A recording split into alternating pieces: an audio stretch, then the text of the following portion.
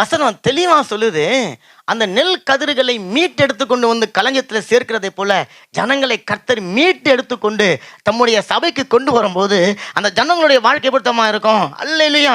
முதல்ல அவங்க ஆனந்த களிப்புடன் பாடுவார்கள். நல்ல கரங்களை தட்டுங்க. சந்தோஷமாய் பாடுவார்கள். அந்த அடிமைத்தனத்தினுடைய வாழ்க்கை முடிஞ்சு போனது, அவமானத்தின் வாழ்க்கை முடிஞ்சு போனது, நிந்தையின் வாழ்க்கை முடிந்து போனது. எங்களுடைய வாழ்க்கையில ஒரு வெற்றி ஆரம்பித்து இருக்கிறது, என்னுடைய வாழ்க்கையில ஒரு ஜெயம், என்னுடைய வாழ்க்கையில ஒரு சந்தோஷம் சமாதானம் உண்டாக்குதுன்னு சொல்லி அவங்க முதல்ல ஆனந்த களிப்புடன் பாடுவார்களாம். பாடினு அப்படியே போயிட மாட்டாங்களாம்.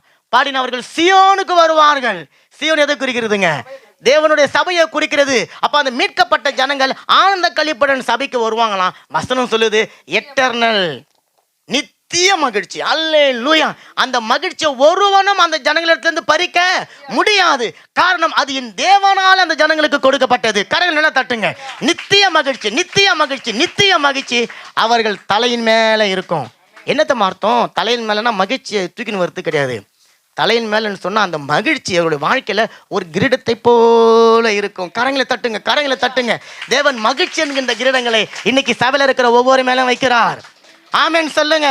யாரெல்லாம் அழுது கொண்டு வந்திருக்கிறீங்க, புலமை கொண்டு வந்திருக்கிறீங்க, வேட்டத்துல, ஏமாற்றத்துல, குற்றப்படி உணர்வு யாராவது இங்க இருந்தீங்கன்னு சொன்னா உங்க மேல தேவன் மகிழ்ச்சி என்கின்ற கிரீடம், சொல்லுங்க மகிழ்ச்சி என்கின்ற கிரீடம், the crown de joie, crown de joie. எத்தனை பேருக்கு புரியுது?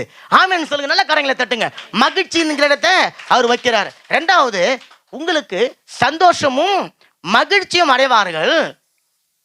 இது எவ்வளவு முக்கியமோ அதை விட இன்னொரு முக்கியம், சஞ்சலமும் தவிப்போம் ஓடி போங்க. நல்ல கரங்களை தட்டுங்க. அப்ப இந்த அறுவடையில மீட்கப்பட்டு தேவனுடைய சபைக்கு வருகிற ஜனங்களுடைய வாழ்க்கையில சஞ்சலம் இருக்காது, தவிப்பு இருக்காது, அலை பாயிற தன்மை இருக்காது. ஆமேன். வெறுமை இருக்காது, வறுமை இருக்காது, வியாதிகள் இருக்காது, நோய் இருக்காது.